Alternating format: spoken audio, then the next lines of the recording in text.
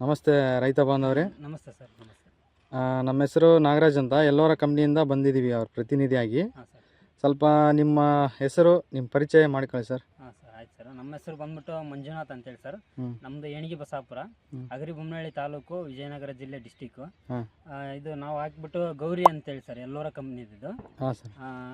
ಈ ಬೀಜ ಹಾಕ್ದಾಗಿದ್ದ ಉತ್ತಮವಾದ ಇಳುವರಿನೂ ಮತ್ತು ರೋಗನೂ ಕಡಿಮೆ ಆಯ್ತು ಸರ್. ಇದು ಹಾಂ ಹಾಂ. ಏನಪ್ಪ, ಇದು ಅರಿಯೋಕ್ಕೂ ತೊಂದರೆ ಏನಿಲ್ಲ ಸರ್, ಇಳುವರಿನೂ ಜಾಸ್ತಿ ಬರ್ತದೆ. ಎಷ್ಟು ವರ್ಷದಿಂದ ಆಗ್ತಿದ್ರಿ ಸರ್?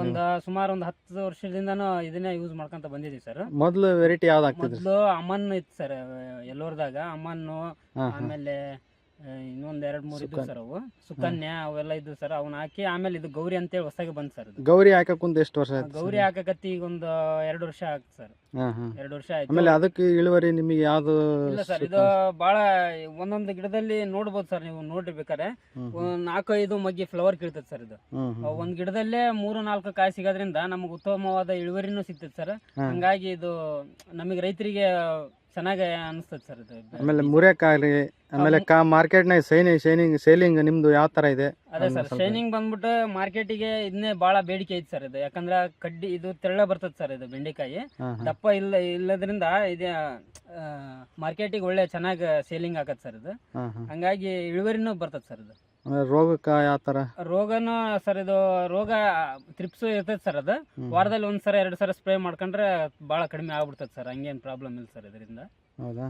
ಆಮೇಲೆ ಈ ರೈತರಿಗೆ ಏನು ಹೇಳಕ್ ಇಷ್ಟಪಡ್ತೀವಿ? ರೈತರಿಗೆ ನಾನು ಇದನ್ನೇ ಹೇಳ್ತೀನಿ ಸರ್, ಗೌರಿನೇ ಸ್ವಲ್ಪ ಸಜೆಷನ್ ಮಾಡ್ತೀನಿ ಸರ್. ಯಾಕಂದ್ರೆ ಇದು ಒಳ್ಳೆ ರಿಸಲ್ಟ್ ಐತೆ ಸರ್, ಇಳುವರಿನೇ ಐತಿ. ರೈತರಿಗೆ ಇದು ಲಾಭ ತಂದು ಕೊಡ್ತದೆ ಸರ್, ಹಂಗೇನು ನಷ್ಟ ಏನು ಉಂಟು ಮಾಡಲ್ಲ ಸರ್ ಇದು. ಹಾಗಾಗಿ ಇದನ್ನೇ ಹಾಕ್ರಿ ಅಂತೇಳಿ ನಾವೆಲ್ಲ ಹೇಳ್ತೀವಿ ಸರ್ ನಮ್ಮ ಏರಿಯಾದೊಳಗೆ. ಅಲ್ಲಿ ನೀವು ಕಟಿಂಗ್ ಮಾಡ್ತಿರಲ್ಲ, ಅದಕ್ಕೆ ಯಾವ ತರ ಇದೆ? ಇದು ಒಂದಿನ ಬಿಟ್ಟು ಒಂದಿನ ಕಟಿಂಗ್ ಮಾಡ್ಬೇಕು ಸರ್.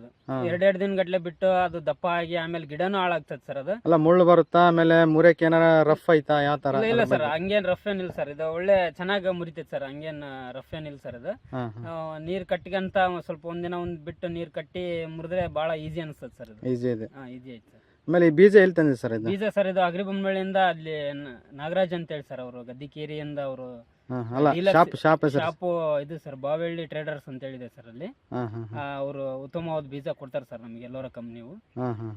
ಈಗ ಒಂದು 10 ವರ್ಷದಿಂದಾನು ನಾವು ಹಾಕಂತ ಬಂದೀವಿ ಸರ್, ಎಲ್ಲೋರದಿಂದ. ಒಳ್ಳೆ ರಿಸಲ್ಟ್ ಇದೆ ಸರ್ ಇದರಿಂದ. ಎಲ್ಲ ಹಾಕ್ಬೋದಲ್ಲ ಸರ್? ಎಲ್ಲ ಆಗ್ಬೋದು ಸರ್, ಎಲ್ಲ ರೈತರಿಗೆ ಸಜೆಷನ್ ಮಾಡ್ತೀವಿ ಸರ್. ನಮ್ಮ ಏರಿಯಾದೊಳಗೆಲ್ಲ ನಾವು ಹೇಳಿದ್ವಿ ಸರ್, ನಮ್ಮ ರೈತರಿಗೆಲ್ಲ ಇದೇ ಬೀಜ ಹಾಕಿರಿ ಅಂತೇಳಿ.